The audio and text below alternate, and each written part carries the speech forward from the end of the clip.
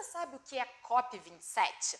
COP27 é como é chamada a 27ª reunião anual da Conferência das Partes da Convenção Quadro das Nações Unidas sobre a Mudança do Clima. A COP acontece todos os anos desde 1995. A reunião estava programada para acontecer em 2021, mas foi transferida para o ano seguinte em função das alterações no calendário de reuniões decorrentes das limitações e dos riscos impostos pela pandemia da Covid-19. Com isso, a COP27 teve lugar entre os dias 6 e 18 do mês de novembro de 2022 na Península do Sinai, no Egito, e participaram 198 territórios. Inserida em um contexto de agravamento dos efeitos das mudanças climáticas, a COP27 foi importante para a reafirmação e ampliação das metas estabelecidas em reuniões anteriores e para garantir o cumprimento das ações urgentes sobre o clima, tentando assim reduzir os impactos negativos das mudanças climáticas e assegurar um futuro mais sustentável para as próximas gerações. O principal objetivo da COP27 foi a reiteração e o cumprimento dos compromissos fixados anteriormente e das metas de redução das emissões de gases do efeito estufa estabelecidos em sessões anteriores, visando acelerar a ação sobre as mudanças climáticas. Foram promovidas inúmeras discussões sobre temas importantes para a ação climática, como medidas de adaptação e resiliência, redução do desmatamento, transição energética, adoção de práticas sustentáveis pelo agronegócio e auxílio aos países menos desenvolvidos. A participação do Brasil foi fundamental nas discussões da COP27, tendo o país assumido um papel importante no combate às mudanças climáticas e na preservação do meio ambiente, dando ênfase na Amazônia. As expectativas não eram tão altas para os acordos importantes saírem da reunião, mas as recentes inundações no Paquistão e na Nigéria aumentaram os pedidos de ajuda urgente. Ainda assim, as consequências geopolíticas da guerra da Rússia na Ucrânia e as crescentes tensões entre Estados Unidos e China forneceram um cenário difícil para as negociações. Então vamos entender o que ficou dentro e o que ficou fora do acordo. Fundo de perdas e danos. Bom, países ao redor do mundo já estão vendo os efeitos das mudanças climáticas, desde um clima mais hostil até os verões mais quentes e o aumento do nível do mar. As nações pobres que menos contribuíram para o problema das emissões de gases do efeito estufa estão entre as mais atingidas. Portanto, houve aplausos quando a ideia de um fundo de perdas e danos entrou pela primeira vez na agenda oficial das negociações. Os países industrializados há muito resistem a esse fundo, temendo que isso coloque uma armadilha de bilhões de dólares pelas décadas em que bombearam carbono para a atmosfera. Uma oferta inesperada da União Europeia deu pontapé inicial e em 48 horas foi fechado o acordo. Os detalhes ainda precisam ser elaborados, mas as nações mais vulneráveis podem esperar obter dinheiro para lidar com as catástrofes climáticas. Regras financeiras. Os países doadores exigiram que o dinheiro canalizado para os países pobres esteja alinhado com as metas do Acordo de Paris.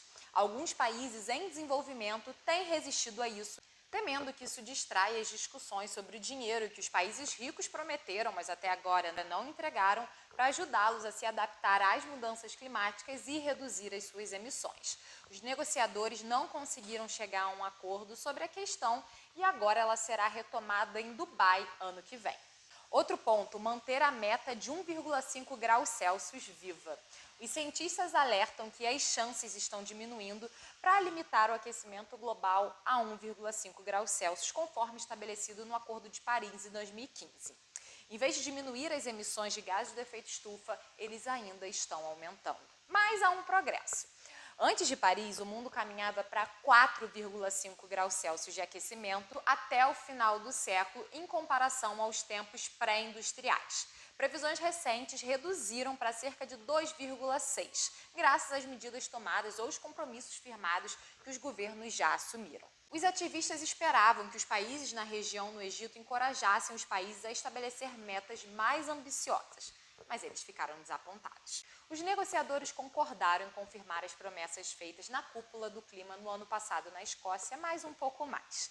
Não houve apelo para que grandes poluidores do mundo em desenvolvimento, como China e Índia, reduzissem as suas emissões mais cedo.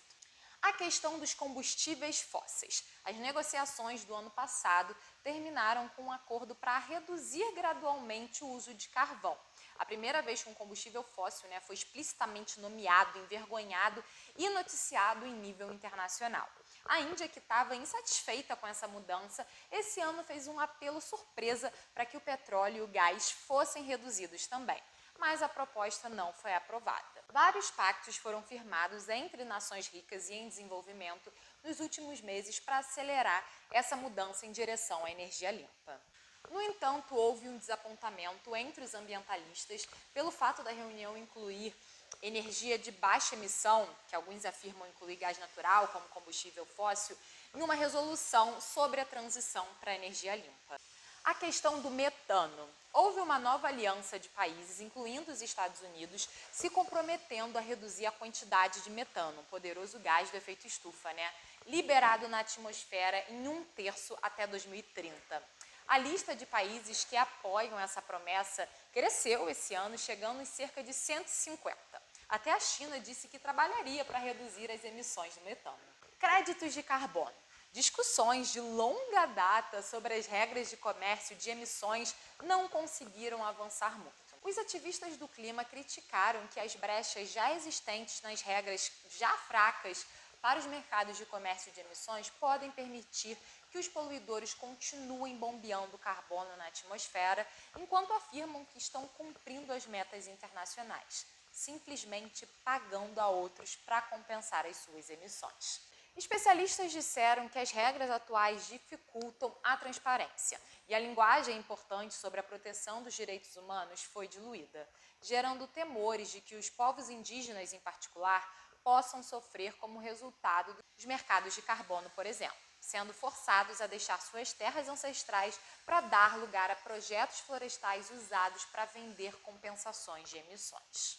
Complicado, né? Mas entenderam um pouquinho o que foi discutido lá? Ficou alguma dúvida? Comenta aqui pra mim o que você achou do evento e os seus resultados.